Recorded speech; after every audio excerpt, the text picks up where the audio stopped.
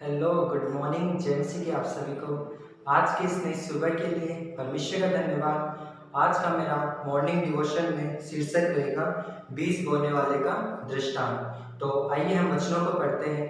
मत्ती 13 अध्याय उसका 3 से 9 वचन तक। और उसने उनसे दृष्टांतों में बहुत सी बातें कही।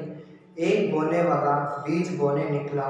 बोते समय कुछ बीज मार्ग के किनारे गिरे और पक्षियों ने आकर उन्हें चुग लिया। कुछ बीज पथरीली भूमि पर गिरे, जहां उन्हें मिट्टी न मिली और गहरी मिट्टी न मिलने के कारण वे जल उग आए, पर सूरज निकलने पर वे जल गए और जड़ में पकड़ने से सूख गए।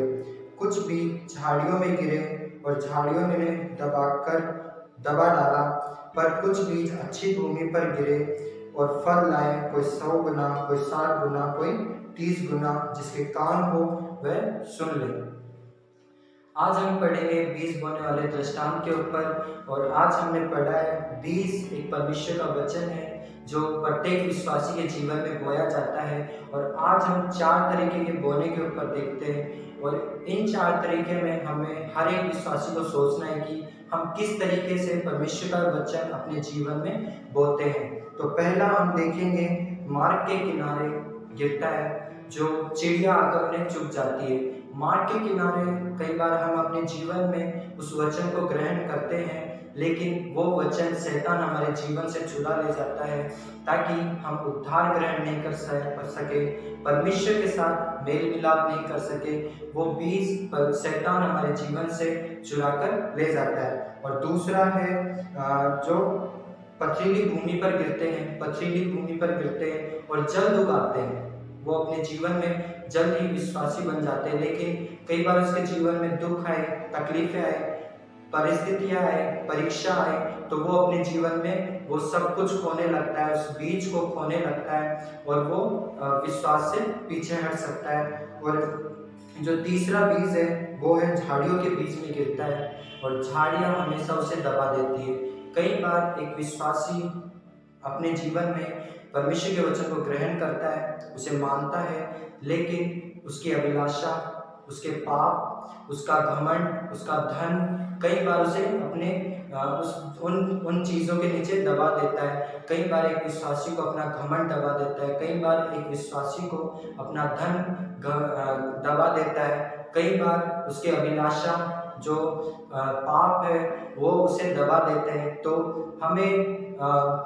हमें सोचना है कि हम किस तरीके से अपने जीवन में फल लाते हैं। चौथा बीज जो है वो अच्छी भूमि पर गिरता है और वो अपने जीवन में फल लाता है।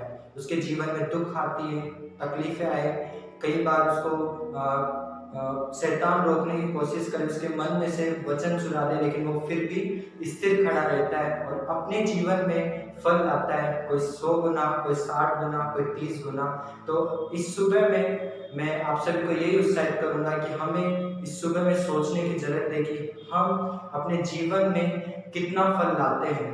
परमेश्वर के वचन को हर एक विश्वासी प्रत्येक दिन सुनता है, परमेश्वर के वचन को हर एक विश्वासी प्रत्येक दिन पढ़ता है, मानता है परमेश्वर के वचन को।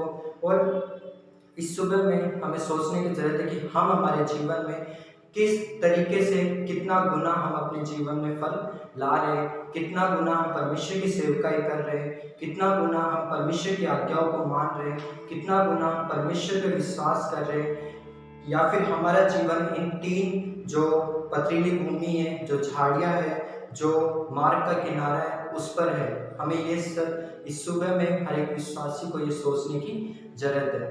तो मैं यही उत्साहित करूंगा कि हमेशा हमारा जीवन उस अच्छी भूमि की तरह होना चाहिए कि हम परमेश्वर के वचन को सुने ही नहीं, लेकिन उस पर चल सके। हम परमेश्वर की आज्ञाओं को माने ही नहीं, लेकिन उस आज्ञा को हम पूरा करें अपने जीवन से। हम सुसमाचार सुनाएं, हम लोगों को प्रेम दिखाएं, अब घमंड नहीं दिखाए लेकिन प्रेम दिखाए लोगों को। तो इस सुबह में मैं आपको ये उत्साहित करूंगा कि परमेश्वर के वचन में बढ़िए, अपने जीवन में फल लाइए और परमेश्वर को अपने जीवन से महिमा दीजिए। धन्यवाद। आमीन।